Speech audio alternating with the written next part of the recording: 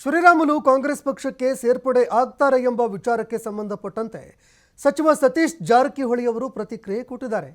ಶ್ರೀರಾಮುಲು ಅವರು ನಮ್ಮ ಕಾಂಗ್ರೆಸ್ ಪಕ್ಷಕ್ಕೆ ಬಂದರೆ ಸ್ವಾಗತ ಅಂತ ಸತೀಶ್ ಜಾರಕಿಹೊಳಿ ಹೇಳಿಕೆ ಕೊಟ್ಟಿದ್ದಾರೆ.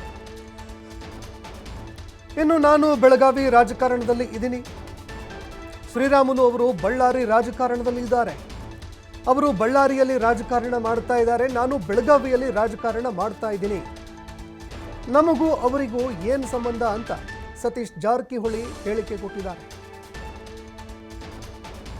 ಇನ್ನು ಅದೇ ರೀತಿಯಾಗಿ ರಾಮುಲು ಅವರನ್ನ ಪಕ್ಷಕ್ಕೆ ಸ್ವಾಗತ ಕೋರಿದಂತಹ ಸತೀಶ್ ಜಾರಕಿಹೊಳಿ ಅವರು ಮಾಡ್ತಾ ಇರುವಂತಹ ರಾಜಕಾರಣ ಬಳ್ಳಾರಿಯಲ್ಲಿ, ನಾನು ಬೆಳಗಾವಿಯಲ್ಲಿ ರಾಜಕಾರಣ ಮಾಡ್ತಾ ಇದ್ದೀನಿ, ಹೀಗಾಗಿ ನನ್ನ ವಿರುದ್ಧ ಅನ್ನುವಂತಹ ಒಂದು ವಿಚಾರ ಎಲ್ಲಿದೆ ಅಂತ ಸತೀಶ್ ಜಾರಕಿಹೊಳಿ ಹೇಳಿಕೆ ಕೊಟ್ಟಿದ್ದಾರೆ.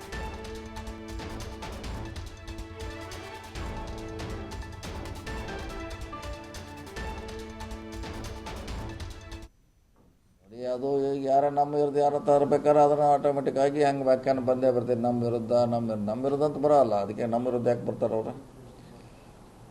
ಬರ್ಬೇಕಾದ್ರೆ ಒಂದು ಪಕ್ಷಕ್ಕೆ ಬರ್ತಾರೆ ಅಷ್ಟೇ.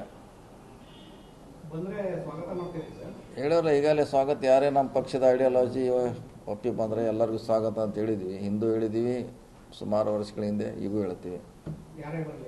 ಯಾರೇ ಬಂದರೂ ಸ್ವಾಗತ ಅಂತ ಹೇಳಿದ್ವಿ. ಬಂದರೆ ನಾವ್ಯಾಕೆ ಬಿಡಬೇಕು ನೋಡಿ? ಅದು ಈಗ ಯಾರ ನಮ್ಮ ವಿರುದ್ಧ ಯಾರ ತರಬೇಕಾದ್ರೆ ಅದನ್ನು ಆಟೋಮೆಟಿಕ್ ಆಗಿ ಹಂಗೆ ವ್ಯಾಖ್ಯಾನ ಬಂದೇ ಬರ್ತೀವಿ. ನಮ್ಮ ವಿರುದ್ಧ ಅಂತ ಬರೋಲ್ಲ, ಅದಕ್ಕೆ ನಮ್ಮ ವಿರುದ್ಧ ಯಾಕೆ ಬರ್ತಾರೆ ಅವರು?